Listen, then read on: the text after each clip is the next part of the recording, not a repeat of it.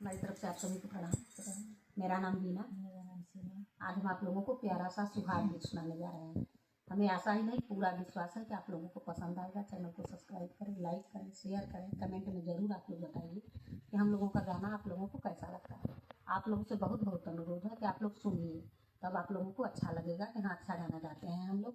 आप लोग सुनते नहीं हैं तो नहीं समझ में आता है कि कैसा गाना हम लोगों का है। बहुत बहुत धन्यवाद। आई पीली पीली चुनरी हो ओढ़ले कावानी देइया रे, ओढ़ले कावानी देइया रे, धावई धूपल बाबा आगे जाई, नाजो का सोहाग बाड़ई, धावई धूपल बाबा आगे जाई, नाजो का सोहाग हमारा सोहागवा बाबा, हमारा बस तुहैया रे,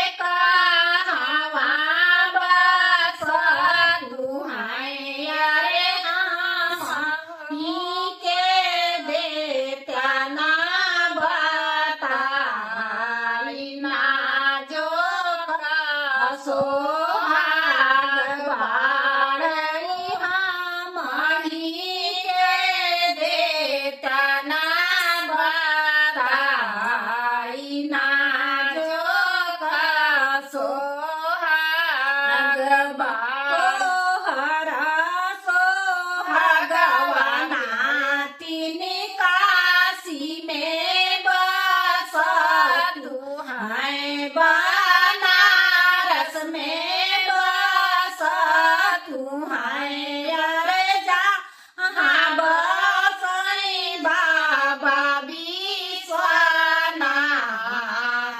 नाजो का सोहाग बाड़ई, जहाँ बसई बाबा विश्वनाथ,